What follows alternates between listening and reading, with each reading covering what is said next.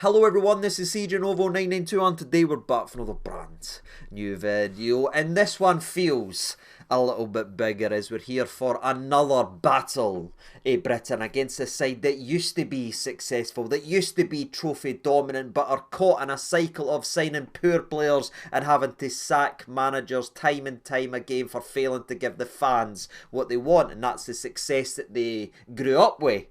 Oh my god, we're playing ourselves. Sometimes the jokes are laced with truth and sometimes they're a little bit hurtful, but painful intro and all that to one side. I've actually been really looking forward to this one because, again, on the surface there is a hell of a lot of comparisons for us and Manchester United. Unfortunately, the riches don't come apart in that comparison, but we're going to dive into it all today, and also we're going to break down the Rangers side as well. But before we go ahead and get to the Rangers end, as always, let's start off with the opposition, and the opposition is, of course, Manchester United. And of course that name is famous. It's edged in football history. I think everyone knows a little bit about Manchester United, but what you might not know is they come into this game of football sitting 13th in the English League, the top flight English football that they used to dominate. They sit 13th, actually closer to last place Southampton, who have lost 18 of their 22 games played so far for coming up for the Championship, than they are to the top of the table Liverpool side that, again, have got that famous history and rivalry with. And look, that might be a shock to some people that don't really pay much attention to English football, as they're just in the trenches of Scottish football and everything this club ends up giving us. But if you're wondering if it's just this season they're struggling, or as it has been for a while, it's been a steady decline, a steady sharp decline since the great Sir Alex Ferguson stepped down as manager of Manchester United. They went a little bit backwards since then, and this season especially, as they've actually sacked a manager already, which I was annoyed about, ladies and gentlemen, right? Because, again, when the draw was done, I was quite excited, you know what I mean? I was plotting some jokes here or there, and I was going to make a wee joke about some of the comparisons being two baldy managers as well. But Eric Ten Hag had to get booted out the door, and they went ahead and replaced him with a gaffer with hair, which is really unfortunate. But what's fortunate for us is no much has actually changed besides the hairdressing bill. As fresh off the press, if you will, in their most recent game after a loss at Old Trafford to Brighton when they were pumped 3-1, Ruben Almiron, the new manager of Manchester United, has came out and pretty much said this is the worst Man United side in their history. That's probably where they are, and they need to understand that. There's been a hell of a lot of reports about him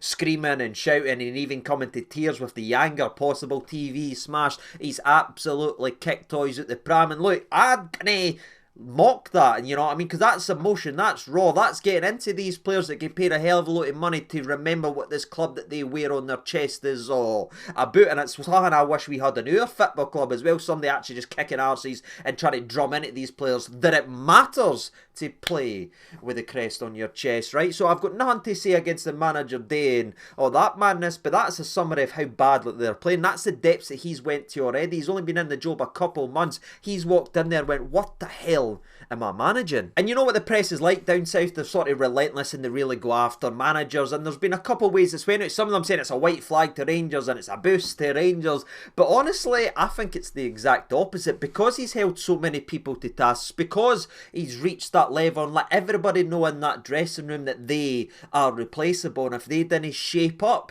they're getting shipped out. For me, that's a kick up in the arse before Rangers comes into town to maybe possibly spark them back into life, which again is always very dangerous. How dangerous? Well, it's all about perspective and how you want to go ahead and look at it, because their form and their run coming into Rangers certainly isn't something to be feared and really worried about, as they've lost 6 of the last 10 league matches, which is just nothing to do with Manchester United. I still can't compute it, you know what I mean? Maybe it's because I didn't, again, eat, sleep and breathe that, and I'm not seeing that there, but sort of where I'm going and what I'm growing up to and what was I expecting Man United to be, to just see how far they've fallen has been a real shocker. To really kick the tires over the last couple of months preparing for this video, to see the absolute mess and see so many similarities with where we are and the mistakes we've made and the things we've focused on rather than it being the right team, backing wrong managers, wasting wages, tying people up on crazy contracts. There is so many similarities that would make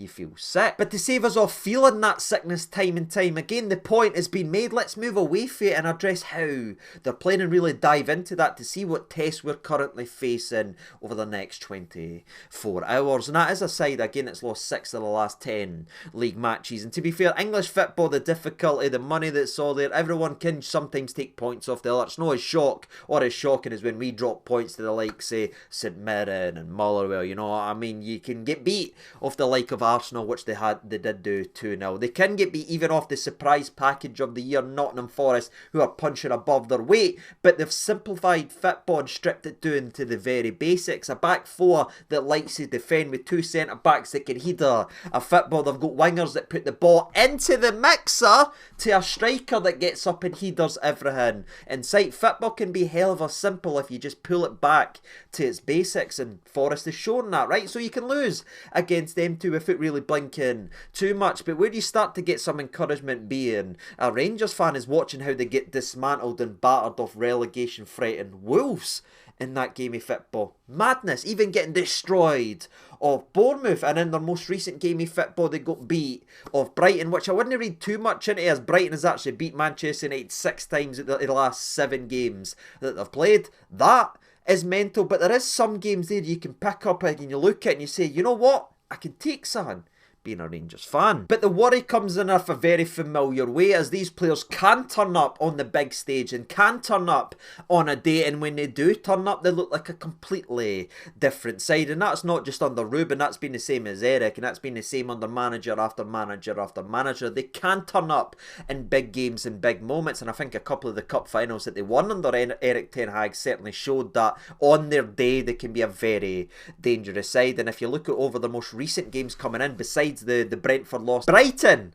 I do apologise, in which they've already lost and we've broke it down already. If you look at the rest of the games coming in that run, they started to turn a wee bit of a corner, you know what I mean? They got a spirited draw, if you will, at Anfield, getting a 2-2, by the way, that could have turned into all 3 points if Harry Maguire scores what is pretty much a sitter. But the question would be, why is it falling to your centre back and no any of your strikers? But again, we've been there as well, so I'm not going to pick too many holes on it. And then after that 2-2 draw versus league leaders Liverpool, they went ahead and knocked Arsenal out of the cup as well, which can happen again. It was 1-1, it did go to penalties, but when you put into the context, they got a red card in that game and they played against Arsenal for a long time with 10 men. The togetherness, the work rate, the desire they showed in the game is something to then be worried about, because just like us, they are very, very moody, and when they're in the mood, they can certainly raise their game and look like a completely different team. A wee note about that as well, by the way, Xerxes, who we're probably going to be playing and who will be playing against us tomorrow, went ahead and stepped up and took the 5th penalty to knock Arsenal out after being booed off, after getting subbed off early in games, after being ridiculed by the fans. He stood up in the big moment when his team needed him and tucked in a penalty shoot. So shout out to him. That shows real character. But as I've tried to break down and as I've tried to show so far in today's video, if this was a domestic game in the league or a cup competition, if this was a domestic match at all, it'd be a real lottery and it would be a coin flip whether or not this Man United team would turn up and what the hell we would even be facing, right? But it's no in the league and it's no in the cup. It's a different mentality and a different monster in total, as it is in Europe. And when you look at Manchester United in Europe, away from all the madness that does come from English football, they have been a little bit better and they have been more consistent in terms of the results. And as you could probably tell, there is a reason why I said consistent in terms of results and really narrowed that in, and you'll find that out more over the next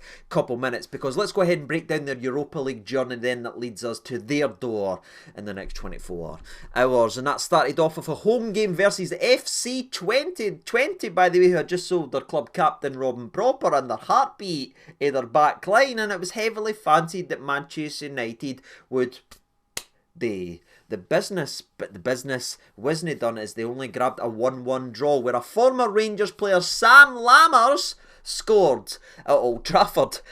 Aye, I don't get it either, but what followed was a free thriller versus Porto, in which Manchester United had to rely on a 90th minute last gasp equaliser from Harry Maguire to grab a point for the game and grab their second draw to start the Europa League campaign. And that draw cycle just went ahead and continued as they had maybe their worst game so far and a really poor performance away to Fenerbahce, where they went ahead and drew 1 each. So aye, the start of the Europa League campaign, 3 poor draws in my opinion. Only really Porto you can look at possibly beating the likes of Manchester United. 2 of the 3 performances being so underperforming. You can look at them and say, aye, I'm getting excited, CJ, but they eventually did turn it up. And again, it goes back to the way we started this whole Europa League breakdown in terms of the results, because they started to pick up 3 points, but the performances weren't much better, as it required an Amad Diallo, former Rangers player Diallo, sparking them into life, scoring 2 second half goals to take all 3 points versus PAOK,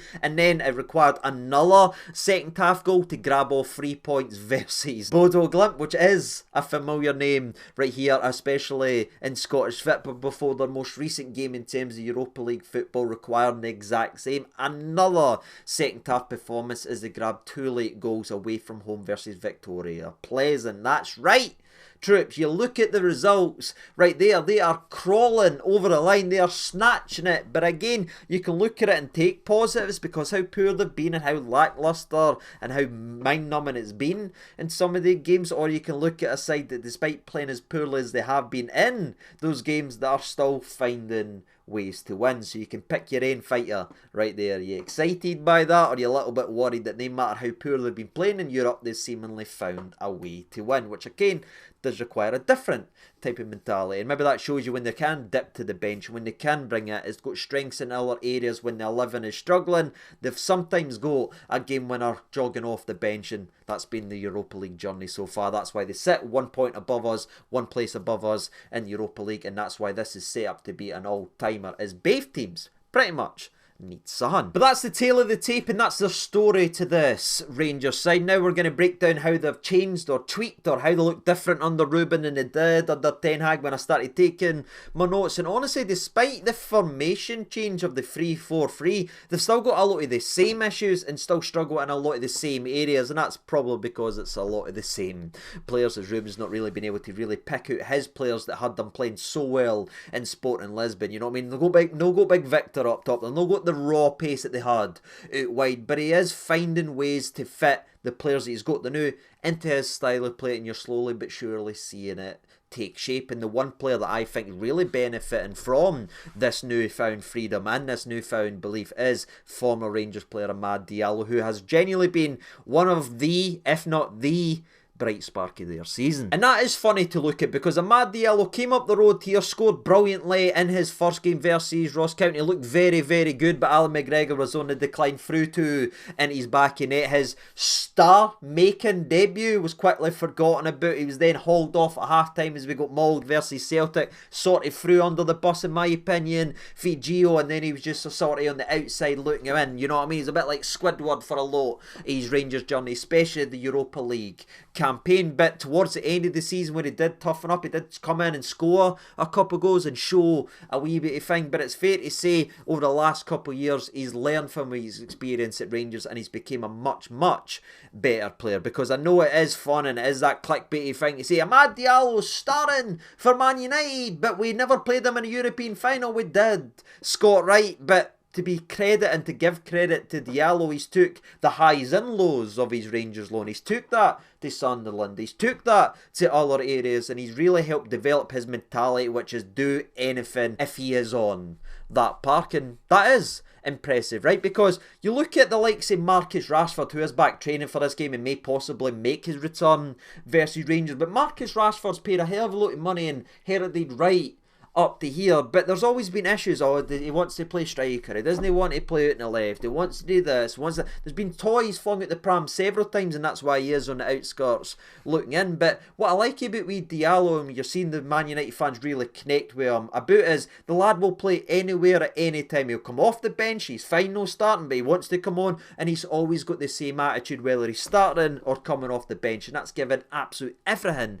to their side. Now, he's already stung us obviously in pre-season amazing and looked very good in that game as well, and he is probably the most dangerous player coming out here, not named Bruno Fernandes, if you will, or Bruno Fernandes to a lot of people. You're maybe looking at them two and they sit just behind the striker in that 3-4-3. Again, it's not the perfect Sporting Lisbon-esque Ruben side. Bruno's no got the pace to burn by, you know what I mean? He does like to come in, but phenomenal player when he isn't rolling about and diving all the time. And then you've got that raw energy and that raw pace of Diallo, who will be right up for this game, I can imagine. And again, one of Manchester United's best players so far this season. Other ones you could maybe look at is maybe the battering rams of a Xerxes or a Ramis, as they call him. Hoyland to a lot of other people, and they've obviously got threat in their defensive areas from the likes of Harry Maguire, who should, on paper, feast versus us, and that's my big worry. And it is funny, right, because I see everyone talking about Bruno, they're talking about Rashford possibly coming back, they're talking about this guy and this guy, but what I'm scared of being a Rangers fan is Harry Maguire.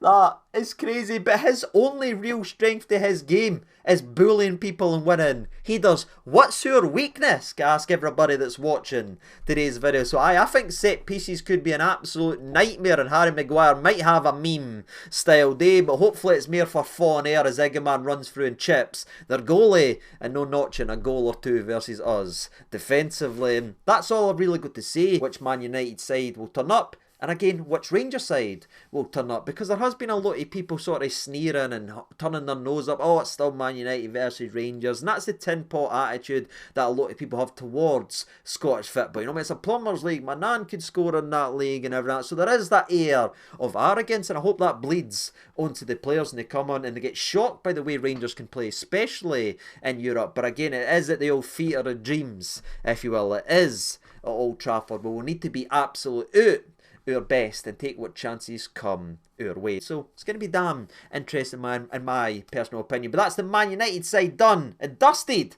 Let's get to the Rangers side. And you know, it's hard not to pick up where we just ended, that mentality aspect, you know what I mean? Because Manchester United fans and that are very confident of getting a result. They're looking down on Rangers. A lot of the people that do similar jobs to me are also going about their business the exact same way, showing a lack of knowledge and paying attention to the opposition, arguably a lack of respect. But one thing we as Rangers fans know, that when the European nights come calling, this Rangers side can stand up and be accounted for. And just like Manchester United getting all the praise for what they've done at Anfield and what they've done versus Arsenal, being doing 10 men, being able to rally themselves and get back to their best, even their 2-1 win over Manchester City a couple of weeks ago, being able to turn up on one day and an off day like that. Well, you've got to be said, ladies and gentlemen, that is what this Rangers side can do. Now, rightly or wrongly, whether it frustrates us or no, European football seems to bring the best out of Rangers, and if we have to get a positive result tomorrow, we need to be at our very best. And best does take me to one name and one name in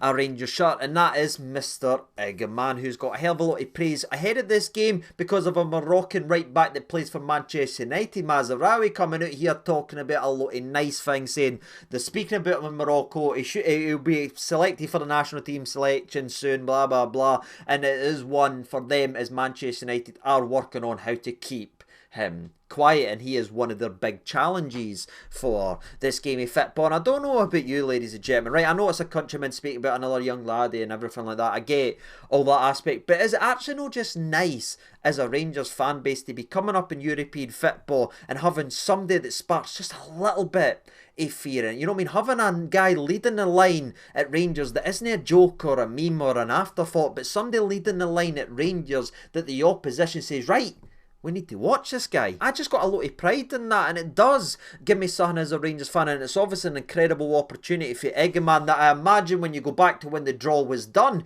he wasn't even a thought at all by anyone or expected to be it, but now you would argue he is the first name on the team sheet away from home at Old Trafford on a European night. That's crazy to think about, but that's been the historic rise, if you will, of Igamane, and I can just hope that the occasion doesn't get to the laddie, but the way that he's shown so far about his career with the nonchalant back heels and the nutmegs and the bringing it down on the chest, bringing it down on the shoulder, he just seems to take everything into stride, and he doesn't seem to worry or panic about it. And again, I hope that translates again to tomorrow, because by God, are we going to need them? Because there's been a lot of talk about, oh, if Rangers are at their best, we'll be at this. I said it myself, but Rangers can't really be at their best if you're being honest and looking at it fairly, because of the European squad registration. information in who is actually missing today's game, because I've seen a lot of start 11s and people, oh, it could be a mayday for Hadji, it could be this or that. Is Danilo back and everything? Is Danilo blah blah blah?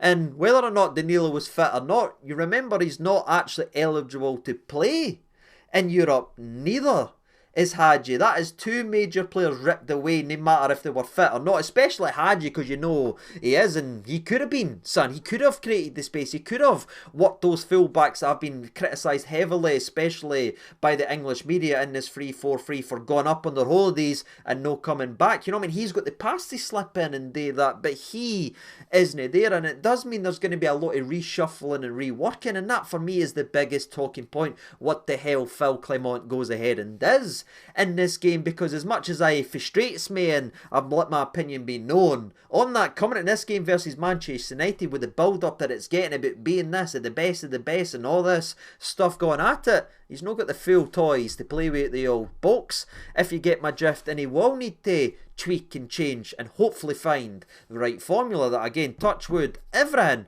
he managed to muster up a wee bit of magic. Because I genuinely feel rotten for him, and this isn't me sitting here making excuses ahead of the game, because you know that's no what I'm about, but again, I'm quick to criticise when stuff goes wrong, and you're looking at a game of football that's going to get the spotlight, the pressure that a battle of Britain, it's Rangers versus Manchester United, there's going to be so many fresh eyes on this, and Clement is in this very interesting position with some of the fan base, myself included, that he's limping into this game of football, not just with the grocery list style of injuries, the first teamers, the likes of the Suitors and the Corteses and the Lawrences, blah blah blah blah blah, could be here all day, not just the players we've already mentioned being ruled out of this game as well in about 30 seconds ago, but you know he's also missing players that's playing week in and week out over the last couple of games. The likes of Diamande is suspended for this game. He's gone now. There will be some people saying that's good because he's like an empty plastic bag blowing in the wind in second task, but again, he is a body and he could have been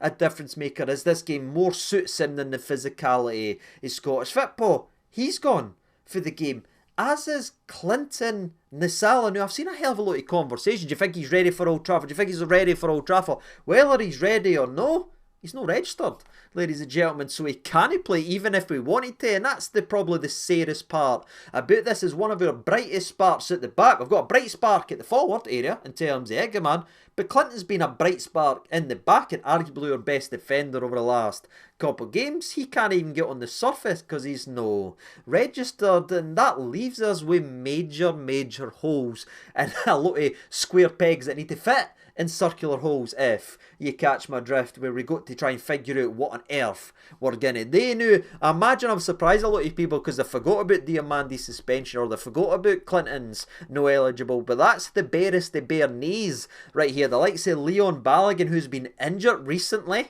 again, unfortunately for the big man. You know I love everything about Big Leon. He's something to come into this game and he's going to need to channel every single bit of Big Magic Big Guerra wearing this shirt to pull out a cheeky little clean sheet, you know what I mean? And a lot of talk about best performances, what we need at Old Trafford and everything like that, but the best defender performance I've ever seen at Old Trafford, fair Rangers perspective, with Big Magic, you know what I mean? He gets credit for the goals versus United and that, but go back and watch that game, he was simply incredible, and it's one of those performances that's burnt in to the actual brain, and that's what we're going to need. We're going to need an absolute leader in the backline. We need Robin Proper to step forward and be the guy, but also if Leon Balogun is able to go, which again, I don't know if he's able to go, we need him to be able to go at that type of level as well. Or you're looking at the likes of Leon King, because that's the only guy that's actually left in the centre-back position, and he's not getting trusted to play against Dundee or St Mirren and all this, and Johnson, the worst team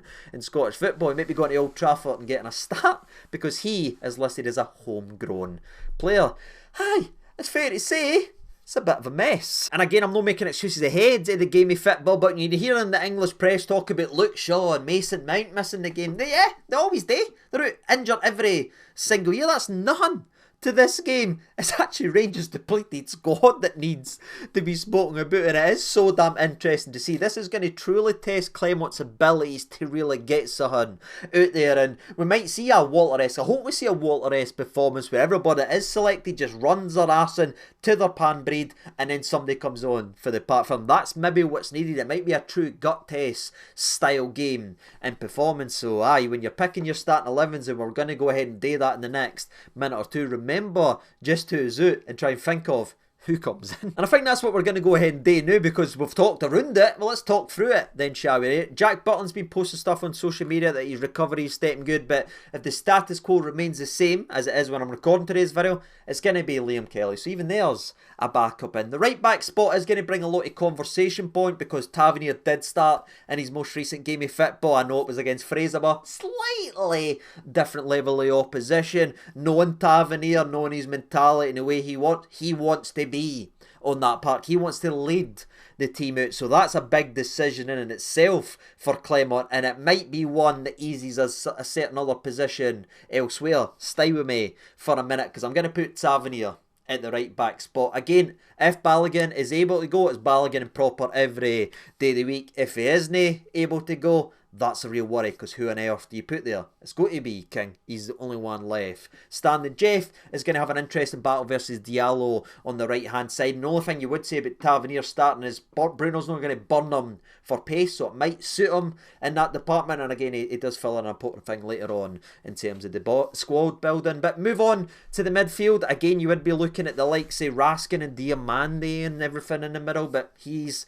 suspended. So in comes Connor Barron, which I'll be honest, I didn't hate. And if everybody was fit and everybody was available to go, I'd actually still have went with Raskin and Barron, because we need his energy and legs. Because the thing that's beat this Manchester United side is the middle of the park getting overrun. It's when they played the likes of Eriksen or Casemiro, especially in Europe, they've been overrun in that area. And I think Raskin and Barron might just be the key to if this is a good day or no. I know there's holes everywhere else, but if they win that, we've got a chance. Move forward, and this is when it starts to get interesting, because there is no Hadji, there is no Danilo. He could go ahead and drop Dessers in there, because I think Dessers, despite my frustrations, Williams actually a better football in terms of passing the ball and everything like that than a lot of people give credit. He's not the battering ram, he's not able to do this and this, and I'm not want to keep harping on it. He's got stuff about him, so he could potentially play in that area to give us something, because we are doing to the barest bones. But that would be the ballsiest call of Phil Clement's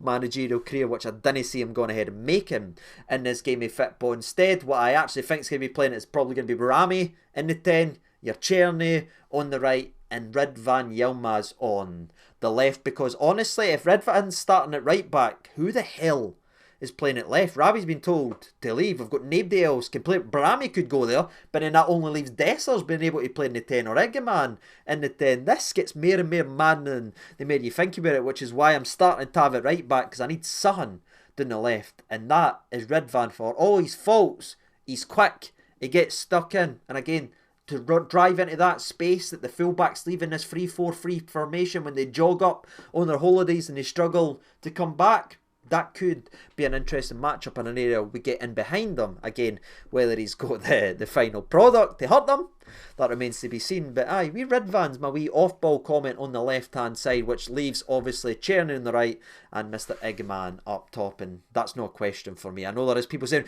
Dessers is now our top goal scorer with that hat-trick versus Fraser, bruh. Read the sentence you've just wrote, troops. It's Manchester United, it's Old Trafford, play our best players, and that is Igamane. So aye, that is it, ladies and gentlemen, boys and girls. It's going to be, need to be a special Thursday European night magic for this squad, because even at our best it would be a bit of a challenge. But considering everything that's gone on regarding our personnel injury, suspensions and no registered, the mistakes we've made in not registering several people, it's came back to bite us in the know what scheme. But again, despite everything I've said, I genuinely can't sit here with a straight face and say I didn't think Rangers can win at Old Trafford. Despite everything I've said, there is just something about European nights, and there's just something about Thursdays that gives me hopes. And again, this is a big game. This is a massive game. If people want to really put themselves and announce themselves on the stage, this is the type of game that will get you the most eyes. So I just hope and pray we see a real performance for everybody that's selected. And look, despite my criticism of Clement, I was right, it's not gonna, like, I'm not gonna spit the toys at the pram no more. It's a tough task what he's up against. I do feel bad for him in that occasion, but again, if he musters and gets son out of that game, that could be a big thing for him and his Rangers managerial career. But that's it, ladies and gentlemen, boys and girls. That is the game, that is the set, and that is the preview. All that's left for us today is hit with our prediction and wrap the video up. And I'm gonna go, I think it's going to be a draw. Right, honestly, like a 1-1 draw. But I'm going to go Rangers 2, Man United 1. And I'm telling you, do you know who's coming off the bench and scoring? Cyril Dessers. I've said it, ladies and gentlemen. Big CD9. It would be perfect sense if he drives us crazy for months and then scores at Old Trafford versus Manchester. It would just be the most Dessers thing of all time. If Lammers can do it, Dessers can do it. That's a strange sentence, isn't it? But that's it, ladies and gentlemen, boys and girls. This is it. It's going to be a massive game. A game I cannot wait for. What about you? Let me know your thoughts and opinions down there in the old comment section below. And until then, I've been CJ92. I'll see you tomorrow late after the game. Probably about 1 or 2 by the time I get the video up. Until then, thank you so much for watching. I'll see you then. All the best and bye-bye.